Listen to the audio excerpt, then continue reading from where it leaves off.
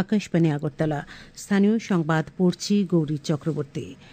আগরতলায় অনুষ্ঠিত দুদিনব্যাপী বিজনেস কনক্লেভে বিনিয়োগকারীগণ রাজ্য সরকারের বিভিন্ন দপ্তরের সঙ্গে ৮৭টি সমঝোতাপত্র স্বাক্ষর করেছেন। এতে বিনিয়োগকারীরা রাজ্যে বিভিন্ন ক্ষেত্রে প্রায় ৩,৮০০ কোটি টাকা বিনিয়োগ করবেন।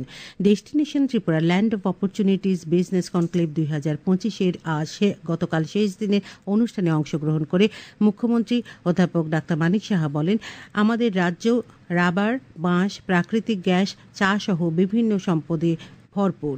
এই প্রাকৃতিক সম্পদকে ভিত্তি করে রাজ্যে শিল্প স্থাপনের বিপুল সম্ভাবনা রয়েছে।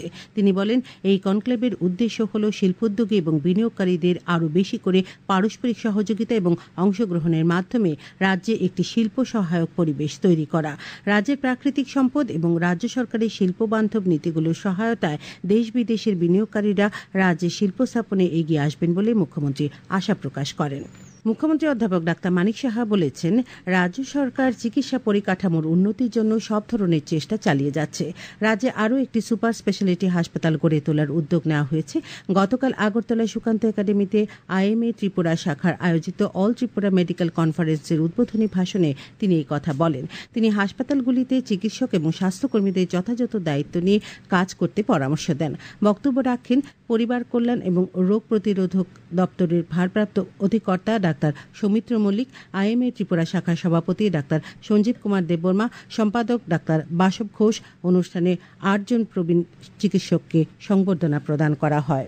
পরীক্ষা পে চর্চা আগামীকাল অনুষ্ঠিত হতে চলেছে নয়াদিল্লিতে।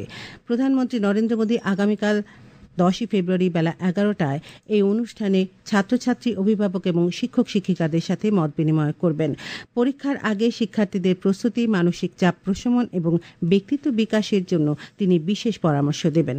এবারের এই অনুষ্ঠানে ভিন্ন ভিন্ন ক্ষেত্রের খ্যাতনামা ব্যক্তিত্বরা এই অনুষ্ঠানে অংশ নিয়ে জীবন ও কৃতিত্ব সম্পর্কে তাদের অভিজ্ঞতা, পরামর্শ এবং জ্ঞান ছাত্রছাত্রীদের সামনে তুলে ধরবেন। কেন্দ্রীয় শিক্ষামন্ত্রী ধর্মেন্দ্র প্রধান দেশের সকল প্রান্তের ছাত্রছাত্রীদের উদ্দেশ্যে পরীক্ষা পে চর্চার 8ম সংস্করণে অংশ নেবার আহ্বান জানিয়ে বলেছেন, সকলের সহযোগিতা ও অংশগ্রহণের মাধ্যমে নতুন প্রজন্ম ও শিক্ষার্থীদের কাছে এই অনুষ্ঠান জনপ্রিয় ও বহু আকাঙ্ক্ষিত কার্যক্রমে পরিণত হয়েছে। परीक्षा पे चर्चा की 8वीं संस्करण में 8th एडिशन में स्वागत करता हूं। इस कार्यक्रम को देश भर की युवाओं ने, विद्यार्थियों ने और नई पीढ़ी के लोगों ने देखने वाले हैं। मैं इस सफलता के लिए, आपकी इस जन अभियान के लिए, आपके सहयोग के लिए आप सबको धन्यवाद देता हूं। बहुत बहुत स्वागत। পরীক্ষা পে চর্চা অনুষ্ঠান দেখার জন্য ও অংশ নিতে সারা দেশের সাথে রাজ্যের ছাত্রছাত্রী ও শিক্ষক মণ্ডলীরাও প্রস্তুত হচ্ছেন।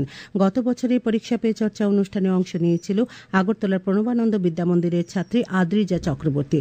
আকাশবাণীর সাথে সাক্ষাৎকারে আদ্রিজা সকল শিক্ষার্থীদেরকে এই অনুষ্ঠান দেখার ও অংশ নেবার আহ্বান জানায়। আমি আদ্রিজা চক্রবর্তী। আমি প্রণবানন্দ বিদ্যামন্দির আগরতলা থেকে গত বছর উচ্চ মাধ্যমিক পাশ করেছি। আমি প্রধানমন্ত্রীর পরীক্ষা পে চর্চা এই অনুষ্ঠানটিতে গতবার অংশগ্রহণ করেছিলাম। আমি একজন বোর্ড ক্যান্ডিডেট ছিলাম। প্রধানমন্ত্রীর এই পরীক্ষা পে চর্চা অনুষ্ঠানটিতে প্রধানমন্ত্রী আমাদের অনেক এক্সাম রিলেটেড স্ট্রেস এবং কিভাবে আমরা পরীক্ষার মধ্যে মাথা ঠান্ডা রেখে এবং খুব ভালোভাবে পরীক্ষাটি দিতে পারবো সেই নিয়ে অনেক আমাদের গুরুত্বপূর্ণ মূল্যবান টিপস দিয়েছেন। সেই টিপসগুলি ফলো করেছি, তাই আমি সাফল্য অর্জন করতে পেরেছি। তাই শিক্ষক শিক্ষিকা এবং ছাত্রছাত্রীদের অভিভাবকদের উদ্দেশ্যে বলতে চাই যে আপনারা সবাই এই অনুষ্ঠানটি দেখবেন এবং শুনবেন, তাতে সবারই খুব ভালো হবে, বিশেষ করে ছাত্রছাত্রীদের জন্য। পরীক্ষা পে চর্চা 2025 অনুষ্ঠানে ছাত্রছাত্রীদের যোগদানের আহ্বান জানান বিশালগড় দ্বাদশ স্কুলের শিক্ষক Bishu Kumar Jamatia. My name is Bishu Kumar Jamatia, a PGT teacher of Bishalgarh Class 12 School. Parikha Pe Charcha is an interactive platform. It is a good initiative which is brought by Indian government.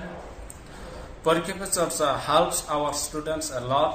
Tripura মধ্যশিক্ষা পর্ষদ পরিচালিত এ বছরের মাধ্যমিক, উচ্চ মাধ্যমিক, মাদ্রাসা আলিম ও মাদ্রাসা ফাজিল theology পরীক্ষার্থীদের admit card আগামীকাল 10 ফেব্রুয়ারি সোমবার মধ্যশিক্ষা পর্ষদ কার্যালয় থেকে সংশ্লিষ্ট সমস্ত স্কুল কর্তৃপক্ষের কাছে প্রদান করা হবে। পর্ষদ সচিব দুলাল দে এক বিজ্ঞপ্তিতে একথা জানিয়েছেন। ত্রিপুরা কর্মচারী সমন্বয় কমিটির এইচবি রোডের পক্ষ থেকে 10 দফা প্রস্তাব সম্বলিত একটি স্মারকলিপি মুখ্য সচিবের মাধ্যমে ষোড়শ অর্থ কমিশনের কাছে প্রদান করা হয়েছে।